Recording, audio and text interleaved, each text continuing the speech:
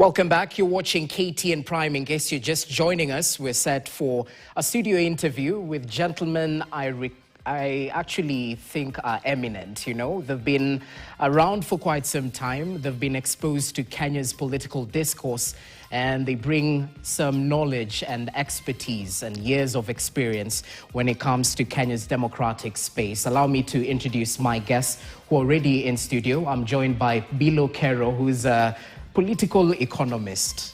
Interesting title. Karibu sana, Bilo Kero. It's a pleasure to have you with us. Thanks for your time. We're equally joined by Samuel Pogisio. He needs no introduction, a former minister. He recently served as the former Senate Majority Leader, and he is a veteran politician equally. Thank you so much for your time. Karibu sana. Yeah. We're expecting Dr. Martin Olo to join us in just but a few. He's an advocate and political analyst. Once he gets here, we'll definitely bring him into the discussion. But as we start, let's just take a look at tomorrow's edition of Kenya's bold newspaper, The Standard, because they've gone big with the case that characterized the corridors of justice today. I'm speaking about Gachagua's impeachment case, and it's all to do with the billion-shilling suit. That's a headline you'll be waking up to tomorrow. Let me just read that kicker. Seeking justice, former Deputy President Rigathi Gachagua, who was impeached in October 2024, had his day in court as his lawyers challenged the process, terming it rushed, biased, and politically driven. They argued he was denied a fair hearing and raised claims of bribery and ignored court orders. If he succeeds, the case would open the door to billions in benefits and compensation claims against the state. We've equally broken down the timeline, all to do with Gachagua's impeachment, even as we wait for the High Court to continue with the sittings. I think it's next month after a short hiatus. All that is detailed in tomorrow's edition of Kenya's bold newspaper, The Standard. Do make sure you grab yourself a copy. And it's timely that Dr. Martin Olo is joining us. Thanks for your time.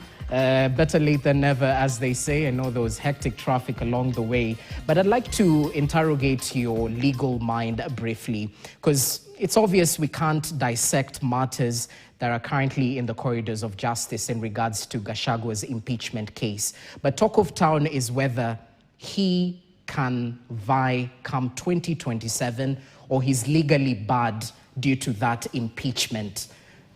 Proponents say he has his time in court. He can extend and appeal until the Supreme Court does. Is he barred from vying until he finishes appealing? What exactly does the law say? There are two issues to look at here. One is to say that the impeachment may have happened, but the opportunity for that to be questioned, to be challenged, is still there, all the way to the Supreme Court. That is one way of looking at it. The other way of looking at it is to say that in terms of a completeness, the process is complete, and only if it's overturned can that then verdict or that conviction be lifted. Either way, you can argue, and we've been at it before, the Constitution tries to say that if you're impeached, then you cannot run for office. It doesn't try, it says so. But we've also seen situations where if you are a suspect and you're in court, the law still holds you innocent until you are proven guilty. And we've seen a situation where people have run for highest office in this country, even when they were facing some of the most, the highest crimes that you would call. But they were suspects, and that's okay. But in this case, the law is saying that you are already impeached, and unless that impeachment is overturned, then your verdict is already out. So he still has his day in court, but there are those who say he will not be able to run, and there are those who can say that he can go and ask that that bit be, canvassed. As it is, he still has his day in court. So what does Dr. Olo say? Can he vie? Is he legally barred? Not at this point. He can't vie at this point. Oh, he can't vie. He can't vie at this point. Okay, thanks for that clarification. So much chatter about who can vie, who can't. Thanks for dissecting that for us.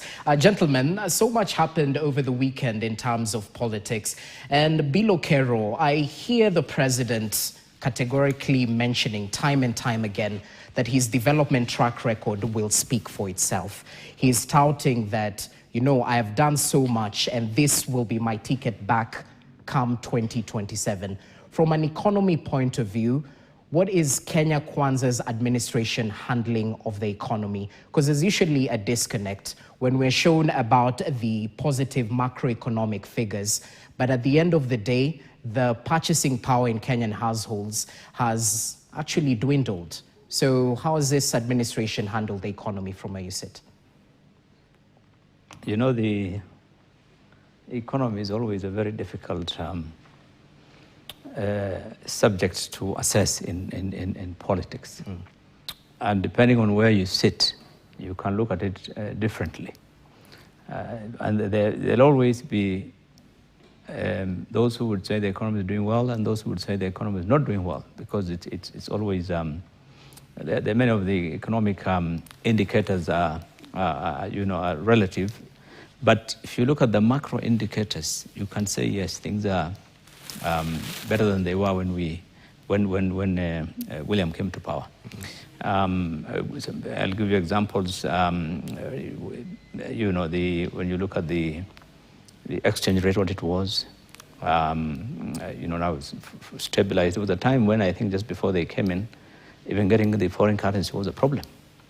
Then when you look at the interest rates, the TB rates had gone to double digits, almost nearly 18%.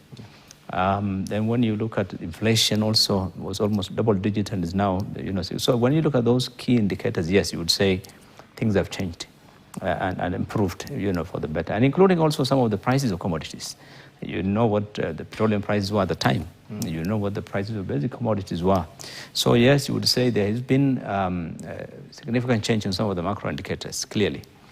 But we've always had this issue of, yes, those indicators are good, are looking up, but the common man has no money, in his or her pocket. And this is a debate that I remember when Uhuru was in.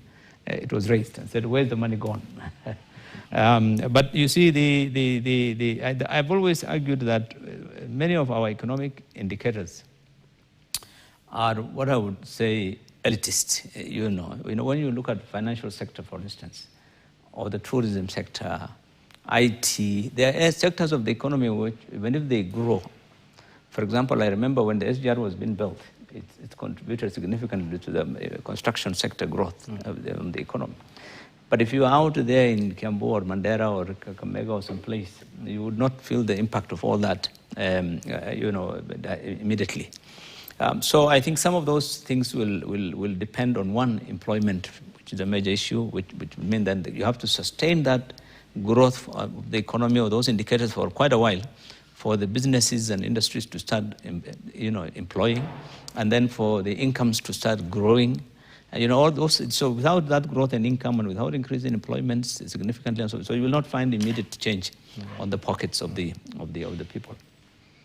Okay, Bogesio, if 2027 was determined by how the economy has been managed, would William Ruto have an easy time, a hard time?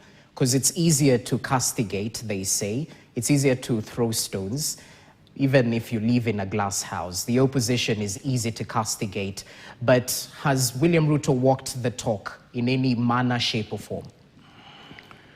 Thank you. I think one of the things that you must give credit to, where credit's due, is a government that worries and speaks and vocalizes the issues of the economy. And you'll see that when the president is elected, sometimes the president doesn't know anything about economics, or knows very little.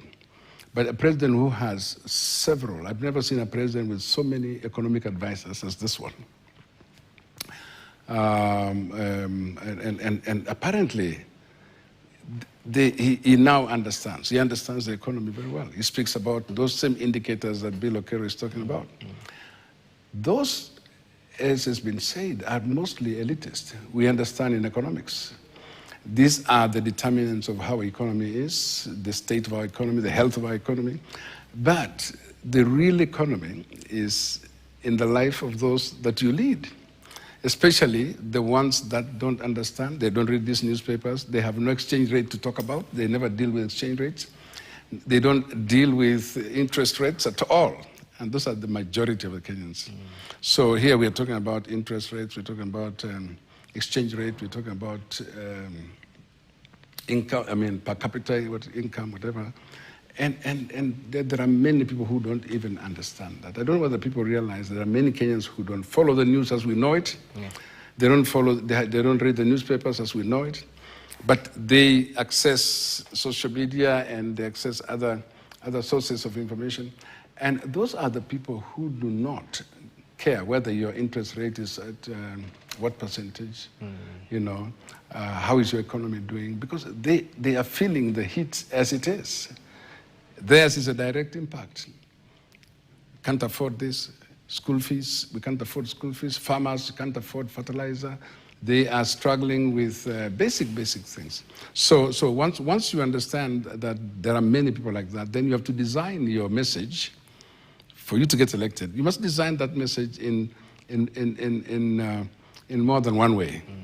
Design your message for the elites to understand what you're doing with the economy, but also find a way of designing a message that resonates with the ordinary person. And I think that's what President William Ruto specialized in the last election. He designed the message for the people. He called them mama bogas and hustlers. He defined the word hustler for them. Yeah.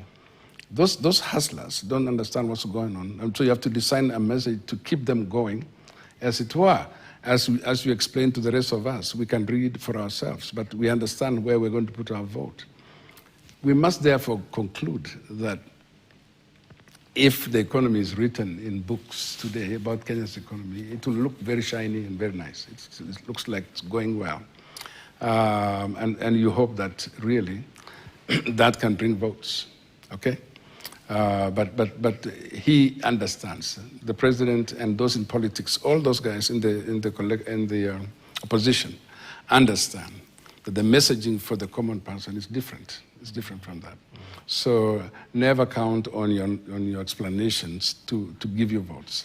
You need to address those people with their needs and how you're going to sort out those needs. And there are many, and they are varied, depending on where you live in this country. Yeah, true. Okay, interesting. Let's see how it plays out. Daktari, I'd like to engage your political mind now, because we've seen a couple of tours over the weekend. Most recently, the Linda Mwananchi tour of Kisumu.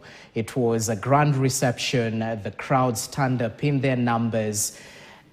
Is it of any political consequence at the end of the day? Because we just had the ODM chairperson watering it down. Some of these crowds might have been paid. They turned up, they listened. But at the end of the day, Nyanza and Luo Nyanza is in the broad-based government. Illusion. Illusion. Illusion, political grandeur.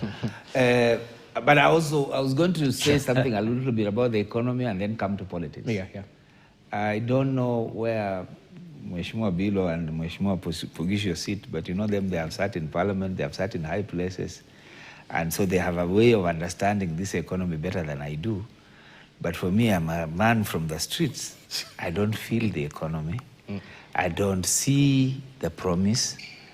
If anything, I was looking forward to saying that if you look at the promise and the model that the president came up with, which is the bottom-up economy, the BITA, the bottom-up economic transformation agenda, it was the opposite of what you would call the Keynesian economics, that you're looking at how then an economy can grow, but it's broad and inclusive. And that was his promise, because he was saying, look, how Mabwenyenye, these dynasties have been hanging around for too long, which is that they have been promoting an economic ideology that has not been people-friendly. So he had a very good message.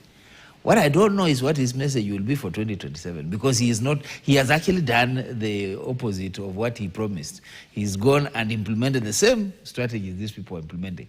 If you ask me about Donald Trump, he makes no apologies, because he doesn't tax billionaires. He believes billionaires create employment, give them more tax holidays so they can create more. Here, we are looking at where is the bottom? The bottom heavy is actually away from the economy, and therefore the promise of Hustler Nation was to bring them into the economy. Has it happened? That's for another day. For now, we are looking at the politics, and the politics are on 24/7 now. The president himself has been campaigning for that ever since he went into office. He's been campaigning. So he has only encouraged this economy to continue wait and see, because when you're politicking 24/7, investors are taking a breath. They are not taking risks. They are doing a wait and see.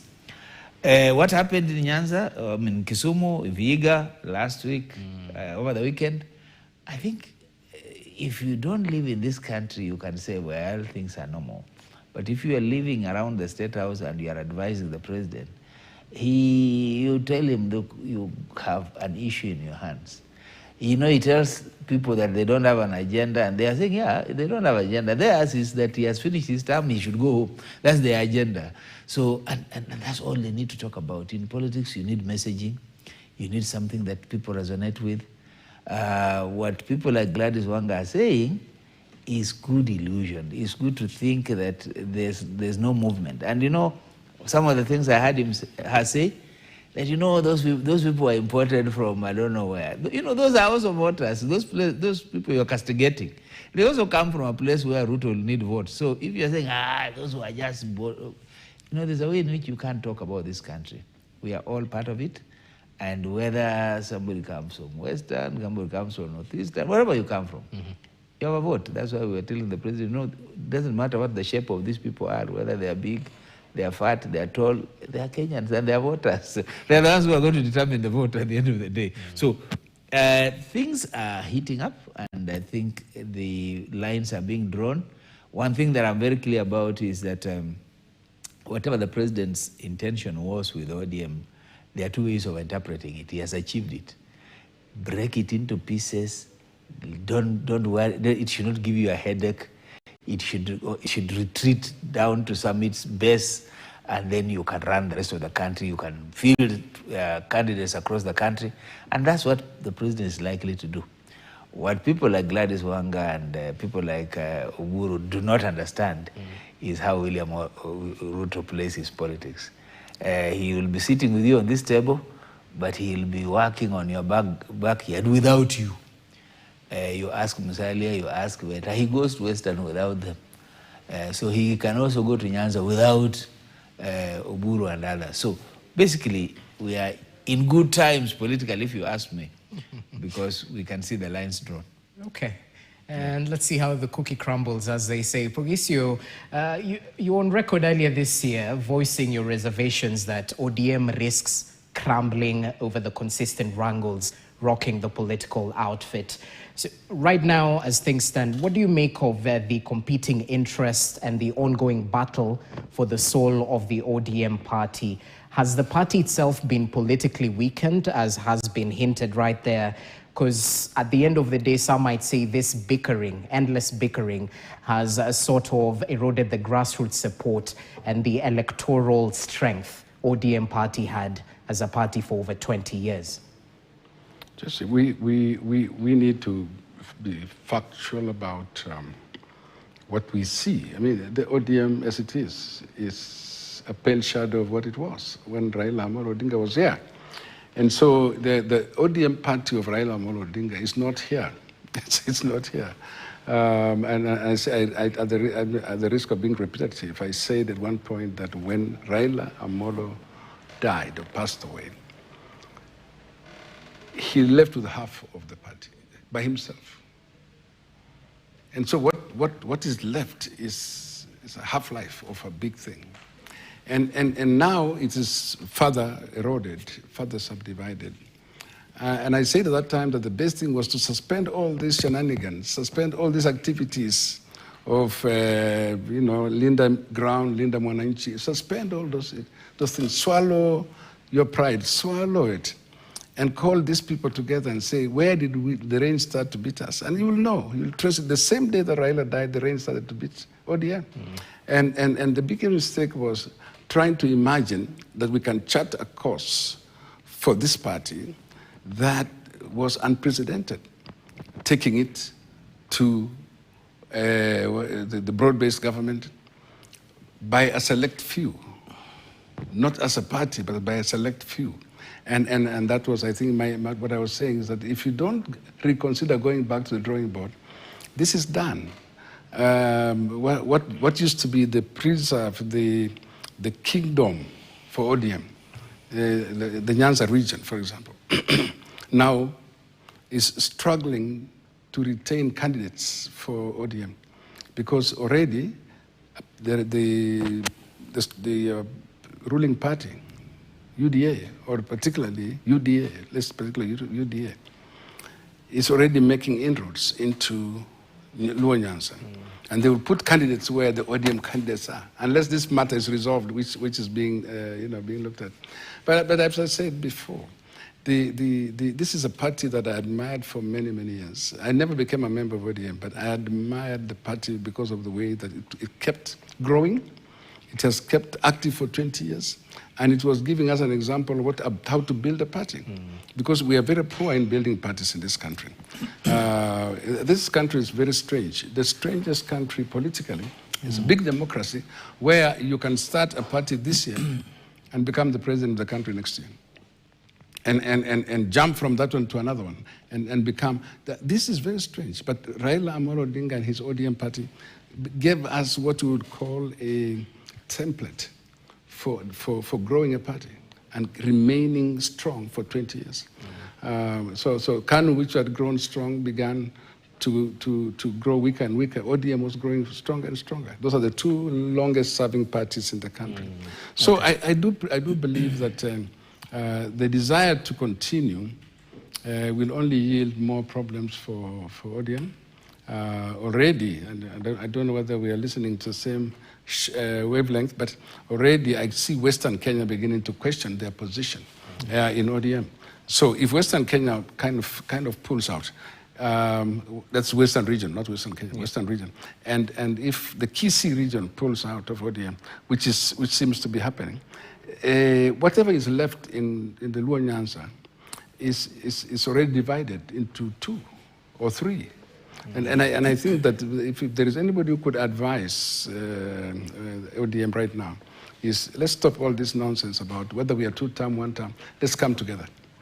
Let's come together first. Well, it seems to be easier said than done because the battle lines have been drawn. Others have been called rebels. Others are being called, Meuza Chama, Mkaipeleka State House. But it's interesting. The bills have to be paid. Let's take a short break. Okay. Yes, and we'll come back. We'll get your views on the push and pull within ODM, even as we canvass other issues, including the enhanced continuous voter registration, which is set to conclude tomorrow across the country. Stay with us.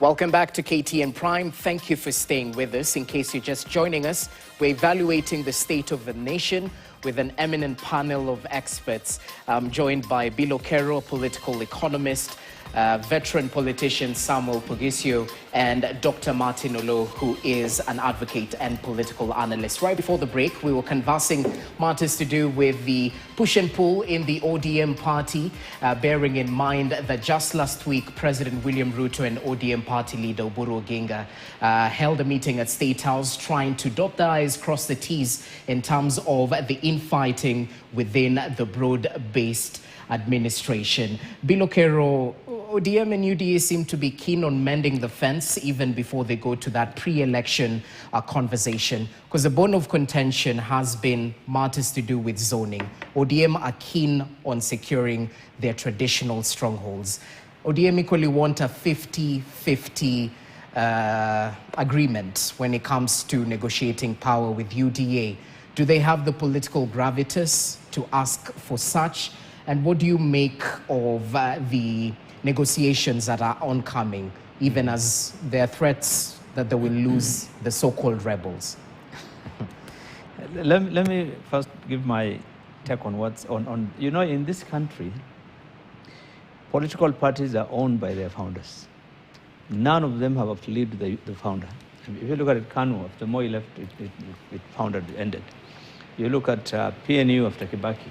You look at Jubilee after Uhuru. So it would be foolhardy to think that ODM would survive Raila and, be intact the way it was. These parties belong to people who started them and were managing them like a company. But they say the parties have structures. So it doesn't matter. But political parties in Kenya are meant for political for getting elected into immediately afterwards. They normally get shelved. And then come dusted again for the next election if they are lucky. Most don't survive. I think ODM is the few that has survived because of the leadership. So I would not imagine that any, including even now UDA, if William goes tomorrow, it won't survive. It will go. You see, because there is no system. It's not about structures. It's mostly about the financing and about the leadership. It's always been centered around individuals, and those are the people who provide the financing of it. So it's not surprising what is happening in my view. But I think your question, it's always better for a government in power to do, in my view, a post-election agreement is better. Because if you go into a deal where you discuss everything now, 50-50, and tomorrow your party does not generate all the political seats in that zone that you want, there'll be no going back. And you saw what happened even when Kenya Kwanza itself, and there were issues between some of the members, and I think UDA had to bring in some of the parties, like UDM. I remember they had to bring in some other small parties in order to get the numbers. And so some of that's why over the years you have seen, you had to bring in the broad-based, because the Kenya Kwanza thing could not fully be capable of running the government in its entirety without getting anybody else. So they had to bring, so post-election is also very critical. But I think there's no doubt in my mind that this posturing for pre-election agreement and it's going to get a bit more pronounced in the coming months because because of those who still think that some of the regions that voted him in are still going to be relevant. There are people who still think Mount Kenya, for example, will be relevant. There are people who still think that, who also think that the ODM, this broad-based, would be more relevant than those regions and so forth. So I think, for me, I think the UDA would be playing its cards close to its chest over the next few months to see what exactly is happening on the ground.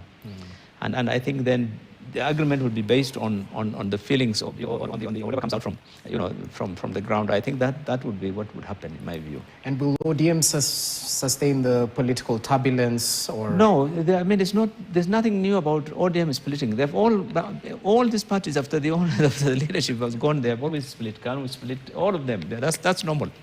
Jubilee, you had that noise. If Uhuru didn't come in, they had gone into two camps.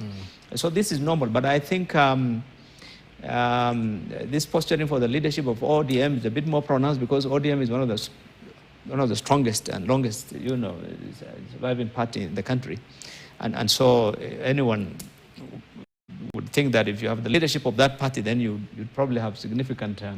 But I don't see that happening. This noise will keep on becoming more pronounced, and it will definitely go into two camps. It happened to us even when we set up ODM the first time. You remember the Kalonzo group and so it will happen. Okay, it seems to be inevitable. Dr. Olo, he's mentioned about Mount Kenya, and I guess it begs the question, because we are set for political showdown in all Kalau constituency.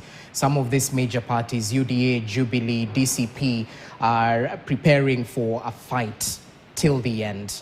Talk to me about Rigathi Gachagua's legitimate claim to Mount Kenya region. Because if you were listening to President William Ruto, whether it was in Murang'a or Tharaka Nithi, he says he doesn't need a gatekeeper to access the people of Mount Kenya.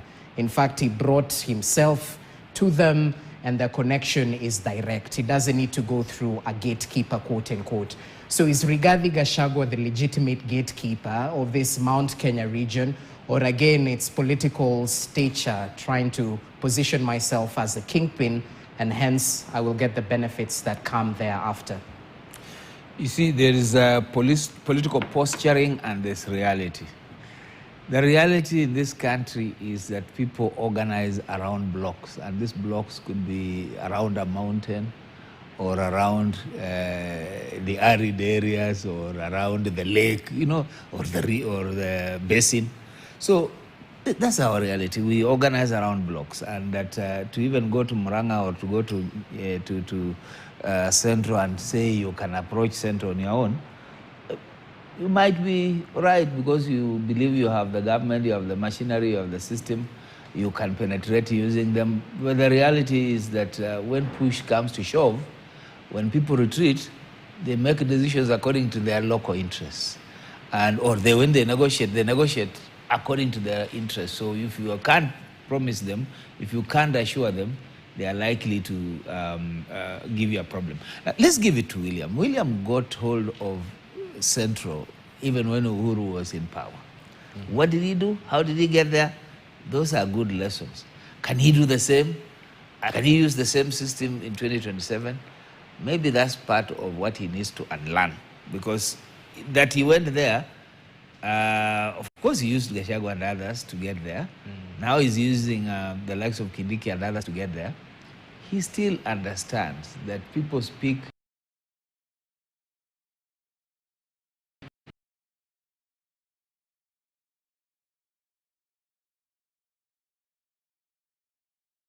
there are ways in which decisions are made that is not done in those barazas, is not done in those rallies.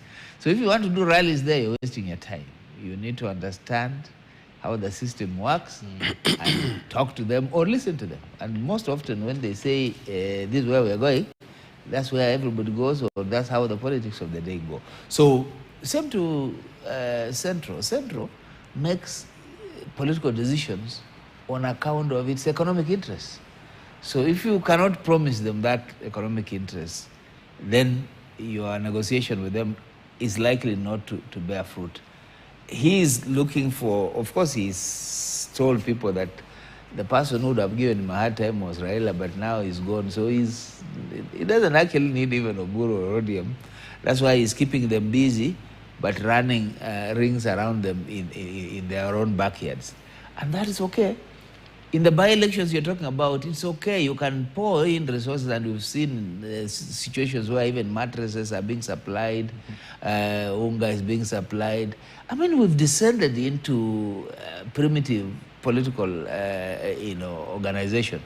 I mean, when you're bribing openly and you're giving people, mattresses, you're buying their vote. You're saying you really don't care about them. You only care that you want that vote. In a by-election, that's possible. But what about in a general election? First of all, you will be scampering for your own life, so you will not have time to go and buy an MCA seat, buy an MP seat. You'll be looking at the national picture. Yeah. What do you make of this battle for Mount Kenya? Because at the end of the day, the conundrum that President William Ruto might be facing in terms of numbers, I got over 3 million votes from this particular region. If they've truly decamped from my party and my allegiance, how do I replace it? Is Nyanza enough to fill this basket? Well, it is. You just have to look at the statistics and see the registered voters in Nyanza and registered voters in Mount Kenya, and see which one is which. So it's all mathematical. I mean, this election is going to be people sitting and mapping and calculating and saying, if we lose this block, which other blocks will come in, and is that sufficient or not sufficient?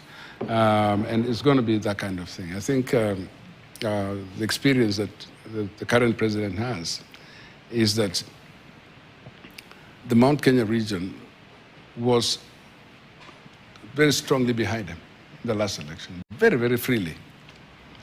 Now, you look at it today, and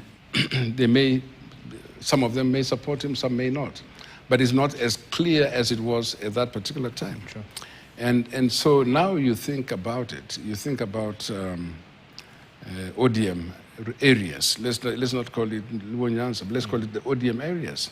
And you start looking at that contribution to your numbers, and then you start wondering who is going to lead this movement into getting those numbers to my side. And that's where already it should have been Raila Amolo Odinga. But now, when he's not there, you now start wondering who will do it. And those who come forward are the ones that you see today. And they all call themselves now what? They call themselves now Linda Ground. You see, Linda Ground, whatever it means, it just stick to the people, keep our people together. Mm-hmm. Then the other people are Linda Mwananchi. So I don't know which is Ground Mwananchi. But so my take on this is that Kenya has reduced politics to expressions like one term and two term. That's basically who we are now. Are you one term? Are you two term? People like Dr. Olo might be zero term or half term. I don't know where they are. But at least we have two term and one term. And the struggle should be to try and get as many people to shout two term and to shout one term. And that is not tell. You can't tell. It's like when the speaker is putting something to vote, and the vote is a voiced vote. For example, as many as of that people say aye, sometimes it's the shouting level. It's the level of the shout that determines which side. Although, of course, speakers sometimes are very biased. They know exactly where to put it. Mm. But this is the same thing. So now you have to train yourself to say two term or one term. That's what it is today. And if you look at the way things are going, there is a generational input in this. Okay? The Tukokadi movement by the young people is creating a population, a constituency that you cannot predict. So they're registering to vote, but do you know where they're going to vote? They don't shout two term, they don't shout one term. That's not their business. But they are busy causing the registration of voters to increase, and they're doing that. And so everybody who is looking for votes must understand the language of these young people, their means and their needs, and see how you can talk to them. What is the message to them? And the message is not what you tell everybody else. It's not the same message, by the way. So we need to worry about the next election, who is going to swing these elections, rather than doing our traditional ways of doing it. And may I just say that the violence that has come into our election is useless. It doesn't help, because you can't force me to say one term. You can't force me to say two term. Even if you came and beat me up, we're not going to show. I'm not going to change that. So let's reduce that, and let's be intelligent. As I say, spend your time convincing me to say one term. Spend your time to convince me to say two term. And let's not fight about it. Let's sell our policies to promote those two. And if I want to remain neutral, as some of us here, if you want to remain neutral, please allow me to remain neutral, so that you can ask for my vote another ways. So, and I was very happy to see that in Nyanza, in Kisumu yesterday, where there was a promise of violence, that it did not turn out to be. And that violence, it was there, but it wasn't as pronounced. It was promised. And I like to ask our good brothers from there, let's keep it that way. Let the people who have a chance to come and express themselves, come and express themselves, because they are Kenyans who want to ask for votes. So that will be my take on what's happening at the moment. So. Okay. Bilokero, he's brought in the issue about Nikokadi, this generational divide within the Kenyan voters. But even as we talk about it, the enhanced continuous voter registration exercise is supposed to conclude tomorrow. IEBC has gotten roughly 1.8 new voters. That's as of Friday last week, against a target of 2.5 million Kenyans, a representation of 75% of mass listing targets. We've had 150,000 Kenyans who've transferred their voting stations. 2,800 have made changes to their particulars. But as this happens, over 400,000 identity cards remain uncollected at Huduma centers and registration bureaus. Even as that happens, the united opposition is alleging accusations of selective ID issuance, which plays a part in voter suppression at the end of the day. Well, what do you make of this push and pull around numbers? Because politics is a game of numbers, and there's a clamor to register new voters, even as we bring in the issues of the youth. Let me, Martin, you know, just before I come to that, you said the central Kenya voters are always concerned about the economy. Which economic issues? Just tell me one economic issue that Gachagua and his team have said, this has not been addressed. This is the noise we have about it in Kenya. That if this economic issue is addressed, then it's not about economic issues. This is about power, it's about politics. And I think if you ask us, some of us who have been looking at this thing more objectively without being on either side, Mount Kenya's grievance mostly is about that inclusiveness, which brings the Pogishos and others into government, into positions that they've always held. This seems to be their grudge on this government. But I think, coming to your question, and again, we'll see how it will play out. You know, I agree with you, the numbers, people, you know, if you remember the way Raila used to go to Nyeri for, even those days we went ODM, they would come out in their thousands, but we used to always then see that it does not translate into votes. This is normal in Kenya. People come out in rallies in their thousands, but they don't necessarily vote for that based on that. And we see it even in constituency level. Yeah. But I think on the issue of, on the cards, I think majority of the people who have voters, by the way, generally in our country, are generally the people you would say are youth, because they're up to the age of 35. You know, most of the people who actually are, if you've been in politics, you'll find that in that the elderly people are not that majority. Majority always the people into between 20 to 40. These are the people who have always been the majority in the voters. So the registration of voters, you would say there is a sense of apathy in many areas. People getting the feeling that, what difference does it make? And who is different now? You look at the ones in government and the ones who are not in government, and you want to say, if you're a young man now, it'll be very difficult for you to say, I prefer this person.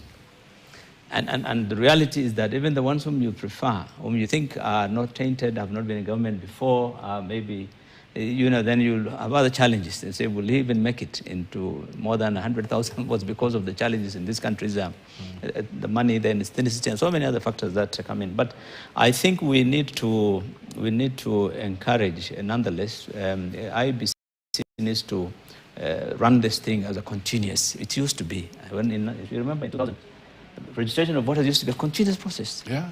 Continuous. And you could get your card anywhere. The first time I registered to vote in 2002, I took my registration, my voter's card here in Nairobi for my constituents in Mandera. It used to be the normal thing. So I think we need to demystify this registration thing and make it a continuous thing that is available to anyone, so that then we don't have to really focus on this pressure of time and deadlines and so forth. But is it suppression of voters? No, I won't say so. You know, the thing with ID cards, even in our constituencies everywhere, that challenge has always been there. You know, because of the time lag between the time you apply for an ID card and the time when it gets ready. It takes sometimes months, like in our area.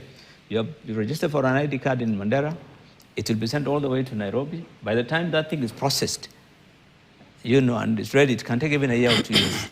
That person has moved on years, you know. So identifying that person, and people think going back to the, I think it will require quite a bit of work by the chiefs and those people in those locations to trace those people. And then the second thing is there's money involved, which is something Kenyans don't know. When you are on the ground, to go to that local chief's office or DO's office and ask for your ID.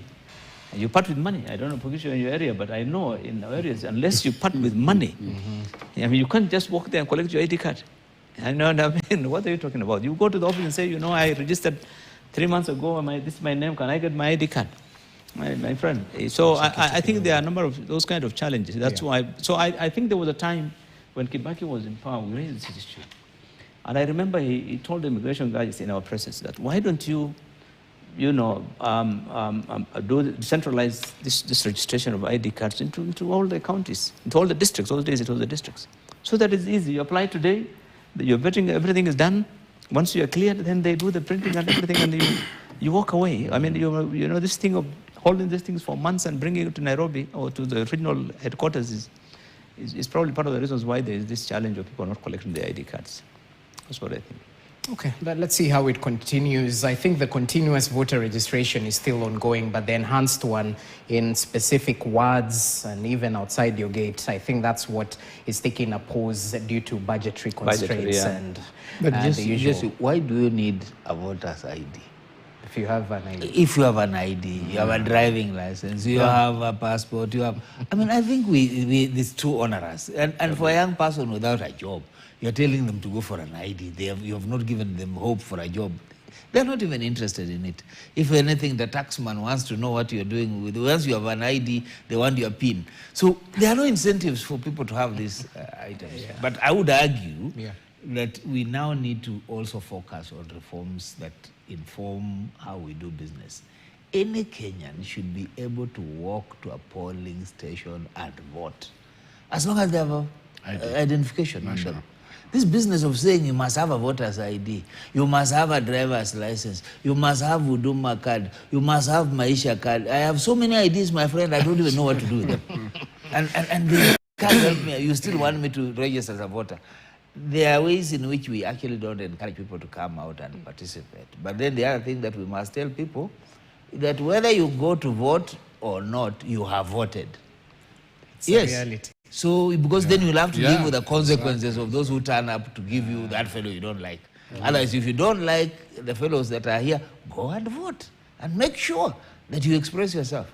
Otherwise, you must live with the choices of those few. You know, but Martin, you need to know who are your voters. If you have a constituency or a ward, if you're simply relying on ID, there's no registration for voters. So no, you don't know how many people are registered in your constituency. I mean, it becomes a bit of a challenge. That's why there's registration, to try and determine who are people coming to vote in that place. Who are you, going to, so that on the day of election, people will have that problem of transportation. People will be, I'm from Kiambon, I'll go and vote in Kisumu just for you. So if it is ID only. So I think there is a sense in which you can't still do that, but you have to register where you decide where you really want to vote. I think that is generally... And I'm coming to that by saying that we even need to reform that. You, as an MP, should be able to represent people in Nyanza. Mheshimiwa should represent people in Tana River. Why? Because we are looking at representation, not your people. And part of this is why we can't do away with corruption, we can't do away with voter buying, because when you say these are my people, then there are also consequences around it. So basically, we need also to look at how we actually represent. Okay, Pogis, your final say. Well, I was just going to add that getting registered is okay. But after you're registered, you're in the database. You can use your ID, your national ID, to be identified, and you vote. You can't send somebody away just because you can't find the voter's card. But in this situation, we have a long way to go in terms of reforming. Right now, the contest is those in the opposition saying these things are being skewed in a particular direction. Even then, being skewed, and some areas are not getting the same registration privilege. That's politics. That's politics. I think it's in the interest of IEBC that all people get registered everywhere. I think it's in their interest, and really, I don't think that IEBC should really care, because I mean they are not the ones who are going to cause a deficit of voters in any place. They really want to have more voters in everywhere. But they must come out and explain themselves. They don't look like you are being controlled by anybody. And I think the IEBC has the capacity to come out and say, hey guys, we've taken so many votes to these areas. We have taken so many so many kits to these areas, so that it's very clear, so nobody doubts you. Okay. And I think just come out and say, yeah, we are above board, because I think the new chairman, who is himself a very distinguished guy, lawyer, and I think it's a guy we can trust to do a good job, to be neutral, not to be turned around by anyone here. Okay, gentlemen, let's see. Has IBC ever met its target of registering new voters? Never before. Never. Never historical. It's very difficult. Neither has it ever run a free and fair election. Well, he has trust in the gentleman at the helm of IBC. Let's see how trust goes. No. You should know how they have all ended. If you look at Finally, the most yeah. advanced country in the world is US. They've always said no, this election is not fair. They have raised the elections, the voters have been suppressed. Yeah. You know, the issues, when you listen to what's going on in the US, you'll say, I think we are okay. Yeah. It's a first world country. Anyway, King Charles III is going to the US soon. Let's see how that transpires. But gentlemen, thank you so much for your time. Really appreciate your input. You know what they say, an old man seated can see further than a young man standing. So asanteni sana for your nuggets of wisdom, as we call them. Samuel Pogisio, a veteran politician, Bill Okero, political economist, and Dr. Martin Olo, advocate and political analyst. That's how we wrap up tonight's edition of KTN Prime. Hope you're adequately informed. Thank you so much for watching. I'm Jesse Rogers. Enjoy the rest of your viewing. Good evening.